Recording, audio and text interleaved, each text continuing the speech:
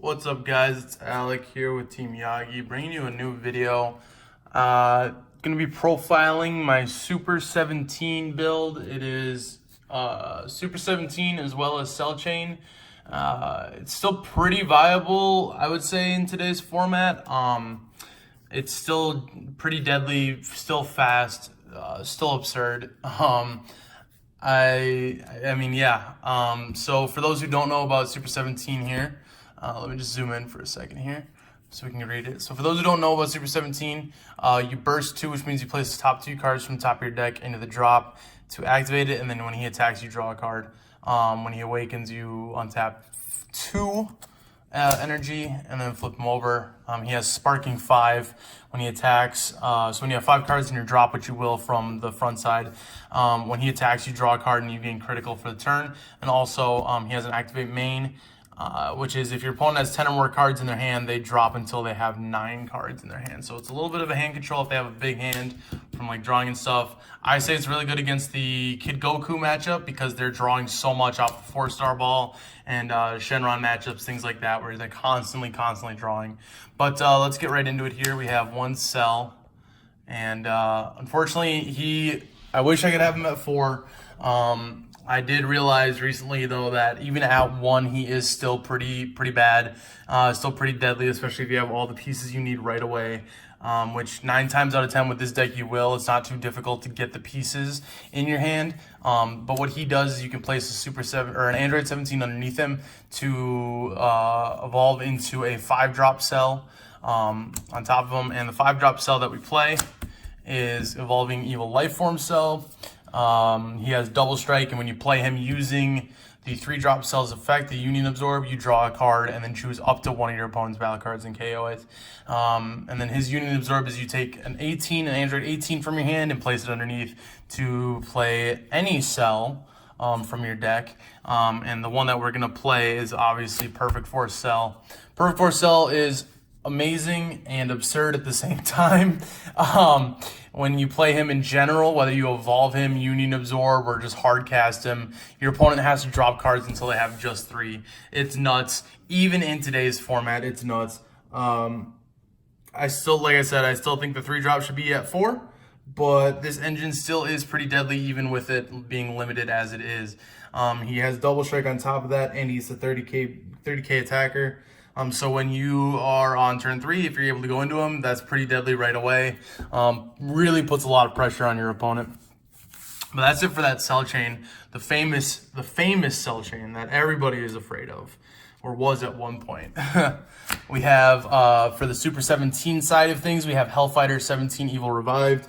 He has Barrier, and when you can Union Absorb by placing an Android 17 from your hand or drop under the card, then choose 1 Super 17 card with an energy cost of 4 from your deck, or drop and play it.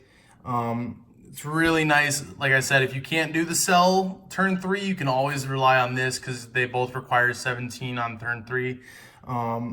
And 9 times out of 10, like I said, you're going to have the 17s in hand or in the drop because you're milling with the leader.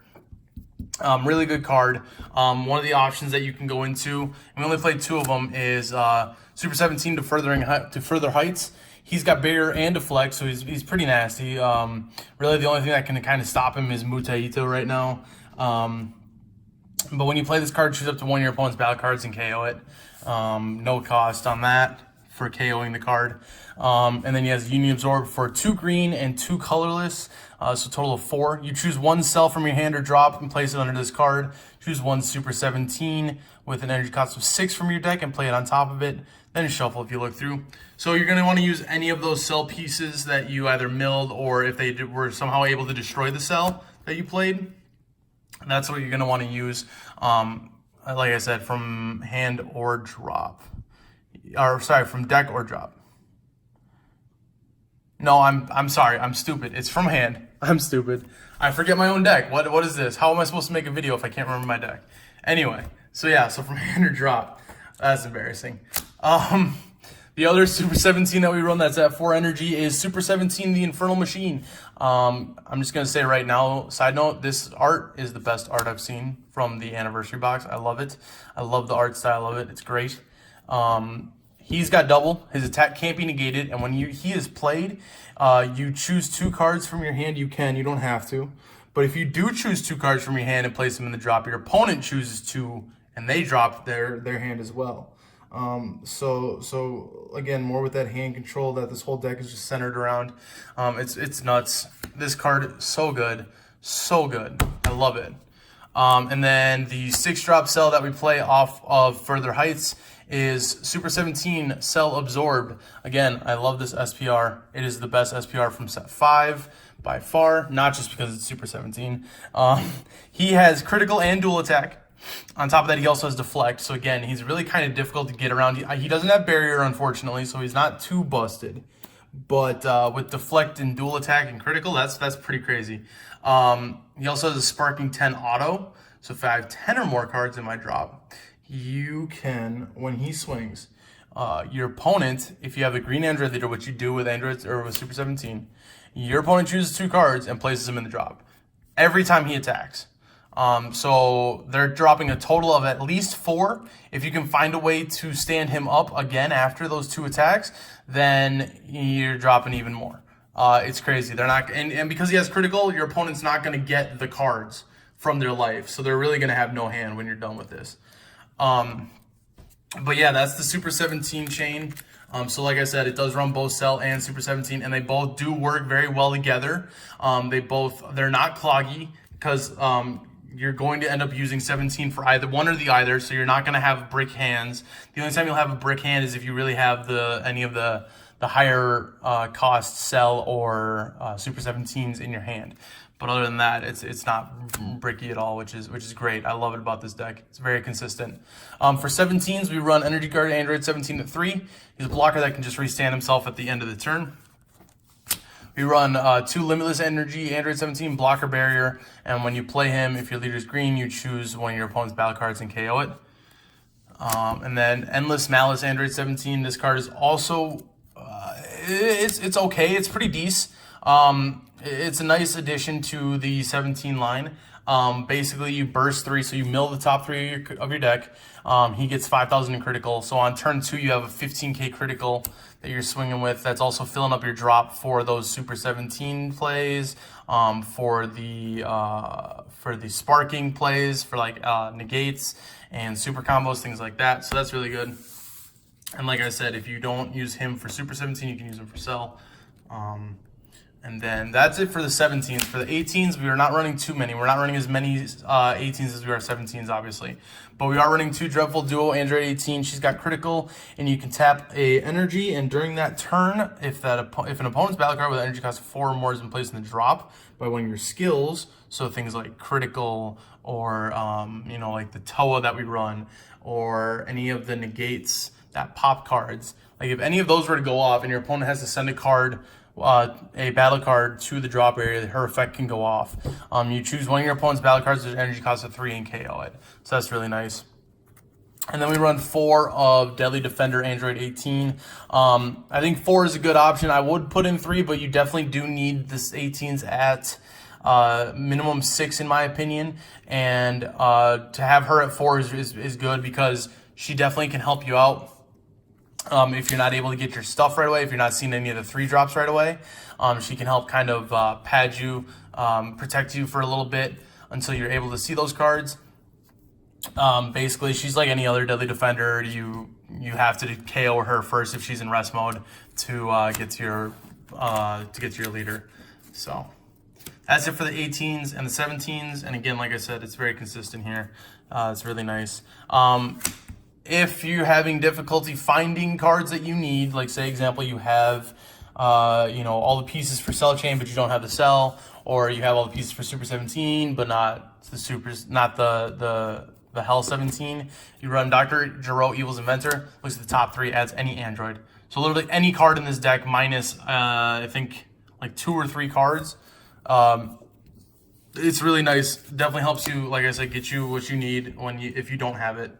For our super combos, 2 Stout-Hearted 16s, 2 Defensive Stance Vegetas, The defensive stance, I run at 2 because you're going to have Sparking 5 pretty early on in the game, and he's a permanent 10. So even if you don't have that Sparking to draw, you still get the 10K. And then on top of that, the Android 16 just makes your opponent drop a card, which pops off the Deadly, not the Deadly Defender, the Deadly Duo 18, and it just helps more with that hand control so they don't have anything to do. That's it for the green cards. We're running a very small black package of Crisis Crusher Son Goku because, at least in my locals, 1-drops are still a problem, especially with Champa being a thing now. With the Champa deck and that aggro 1-drop rush being a thing, Crisis Crusher helps so much. I run Crisis Crusher over Supreme Kai at a time just because I think Crisis Crusher is a little better and he can KO stuff. So if you have like a problem card that you just can't get rid of because they're just keep defending it, you know, you can just pop it like that pretty quickly. Toa, Dark Temptation Toa, again, you know, more hand control, makes your opponent drop a card and your opponent or your leader gets 5K for the turn that you overwhelm it. And then that's it for battle cards. For the extra cards, we're only running 4. We're only running 4 negates. I think that's just fine. Your opponent isn't really going to want to wake you up. So to have the Sparking 5, be active early on in the game to be able to just take the life and kind of help wake yourself up is really, really nice, really helpful. And for the side deck, it's still kind of a work in progress. But we're definitely, I'd say the side deck is pretty well rounded. We got 2 Kami for obviously if they have like a big board, you can just get rid of it, no issues. We run 2 Infernal Emperor Frieza just to take that life to help self-awaken.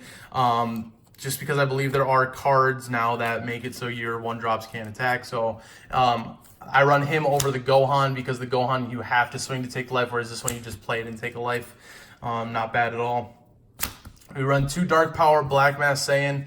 I might take him out, but he again helps you awaken, like help self-awaken. And when your opponent plays a battle card with 15k power or less using a non-keyword skill, your opponent just drops 2. So it's more for that hand control while also being a self-awakener, which is really nice. 2 Iron Hammer Justice Android 16s, blocker with revenge.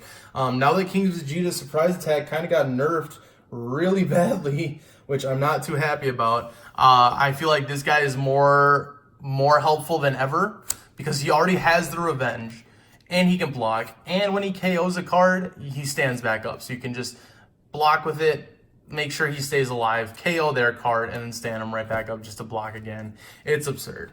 It's absurd. I feel like I say that a lot about this deck, but that's what this deck really is.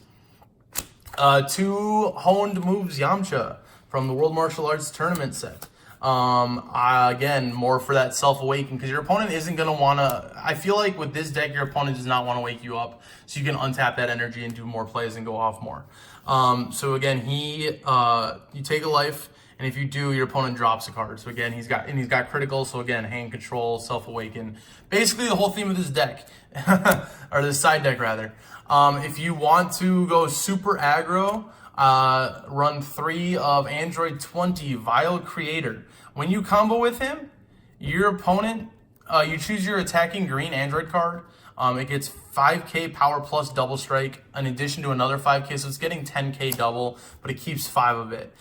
So what you want to do in situations where you know you can go for a game and you have 10 in the drop and this is in your, like you sided this in, you'll play the 6-drop Super 17 that's got dual attack critical and then give it double strike for the turn. So he's doing dual, double, critical.